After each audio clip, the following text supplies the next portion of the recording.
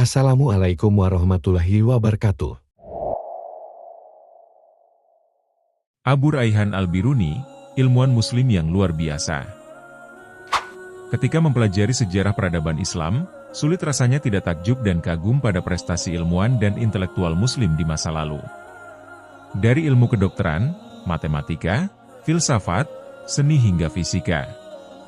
Di masa keemasannya, umat Islam berada di garis terdepan hampir dalam semua cabang keilmuan.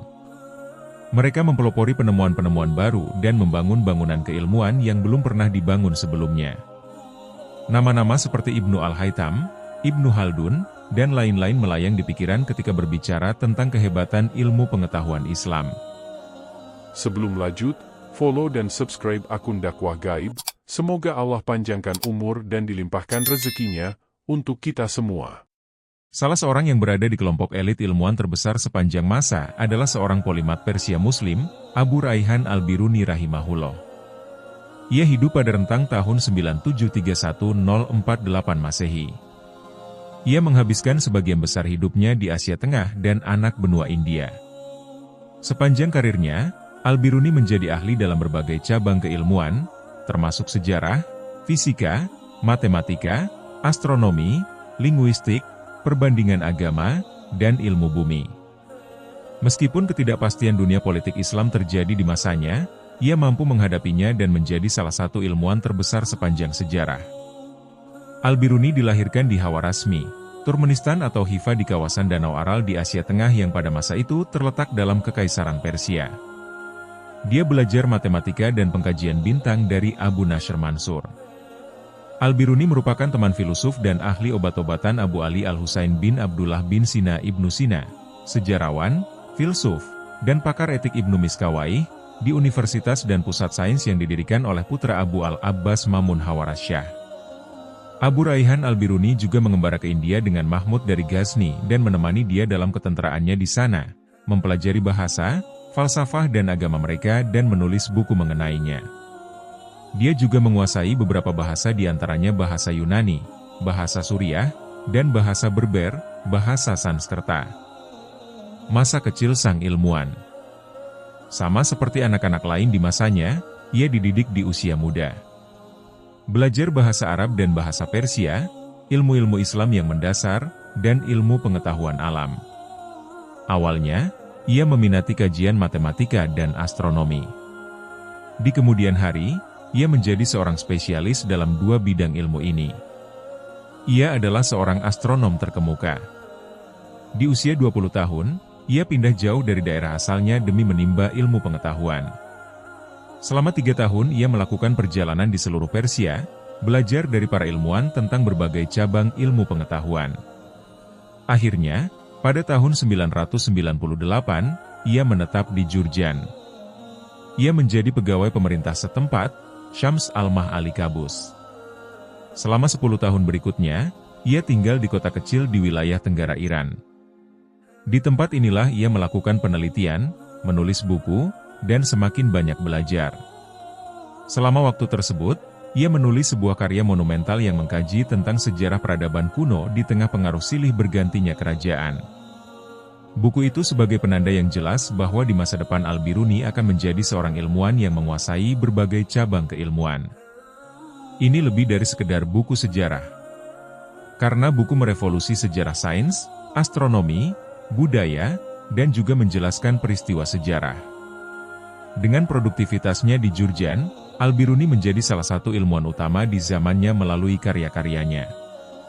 Di wilayah kerajaan Ghazni, Al-Biruni tidak merampungkan beberapa karya monumentalnya hingga ia pindah ke Ghazni, sebuah wilayah yang berada di bawah naungan Sultan Mahmud. Di masa itu, Ghazni adalah sebuah kota yang besar. Sebuah kota yang sekarang menjadi wilayah Afghanistan.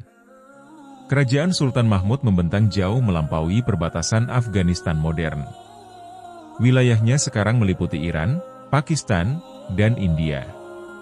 Di kerajaan yang kuat ini, Al-Biruni memiliki sumber daya dan kemampuan untuk menunjukkan apa yang ia mampu lakukan. Sultan Mahmud memulai ekspedisi militernya ke India dengan sangat rapi. Tujuannya adalah melindungi pengaruhnya di sana. Kebiasaan Sultan Mahmud dalam ekspedisi militernya adalah mengajak serta Al-Biruni. Hal ini menjadi keuntungan tersendiri bagi Al-Biruni. Ia bisa mengenal berbagai bahasa, budaya, dan agama yang ada di India. Mendapatkan anugerah kecerdasan yang mampu melahirkan ide-ide baru dengan mudah, Al-Biruni dengan cepat berhasil menguasai bahasa Sanskerta dan bahasa liturgi Hindu. Kemampuan ini membuka khazanah pengetahuan baru. Ia bisa mempelajari budaya India langsung dari literatur-literatur aslinya. Kemudian membandingkannya dengan buku-buku dari belahan dunia yang lain. Ia menerjemahkan buku dari bahasa Sanskerta ke bahasa Arab dan Persia. Juga sebaliknya, dari bahasa Arab ke bahasa Sanskerta. Al-Biruni berpandangan bahwa beragamnya peradaban bertujuan untuk saling mempelajari satu sama lain, bukan saling menghancurkan. Karena kemampuannya membaca teks-teks Hindu kuno, Al-Biruni mampu mengkompilasi sebuah ensiklopedia sejarah India kuno, yang dikenal sebagai Kitab Tarikh Al-Hind, Ensiklopedi Sejarah India. Menariknya, banyak kabar tentang India kuno yang diketahui orang-orang masa kini berasal langsung dari buku Al-Biruni. Tarikh Al-Hind lebih dari sekadar memberitahu pembaca tentang India kuno, namun buku ini juga merupakan fakta bahwa Al-Biruni mampu mengumpulkan begitu banyak ilmu yang berbeda untuk memahami latar belakang peristiwa sejarah. Buku ini adalah jendela untuk mengetahui falsafah India, geografi, dan kebudayaannya. Al-Biruni menenggelamkan diri dalam kajiannya, untuk memberi hadiah pada dirinya akan sebuah pemahaman yang lebih baik tentang sejarah India. Dengan demikian, Tarikh Al-Hind benar-benar dapat dianggap sebagai salah satu buku pertama di dunia antropologi, studi masyarakat manusia dan perkembangan mereka. Penemuan ilmiah. Selain menjadi expert dalam sejarah dan budaya India, Al-Biruni juga berhasil menentukan waktu yang tepat untuk membuat gebrakan ilmiah. Banyak ekspedisi yang ia lakukan sangat membantunya melihat dan mengenal variasi geografis dari sumber aslinya. Teori yang ia terapkan juga berhasil membuat mereka terhubung. Dengan menganalisis berbagai jenis partikel tanah di Sungai Gangga dari sumbernya hingga ke Teluk Benggala, Al-Biruni merumuskan teori tentang erosi dan bagaimana proses terjadinya pembentukan tanah. Terutama mencatat peran air dalam proses ini. Dalam kajian studi terkait, ia menemukan fosil-fosil kuno hewan laut di pegunungan yang memutus wilayah India dari seluruh wilayah dunia, Himalaya. Tampaknya tidak mungkin bahwa siput dari laut terdalam, kerang dan yang lainnya melakukan perjalanan ribuan mil ke daratan hingga ke kaki gunung. Dari sini Al-Biruni sampai pada kesimpulan bahwa pada suatu masa pegunungan Himalaya pasti pernah menjadi dasar laut. Dan sekarang, berpindah ke titiknya saat ini setelah jutaan tahun. Kajian ini secara langsung memberikan pemahaman di era modern ini tentang lempeng tektonik.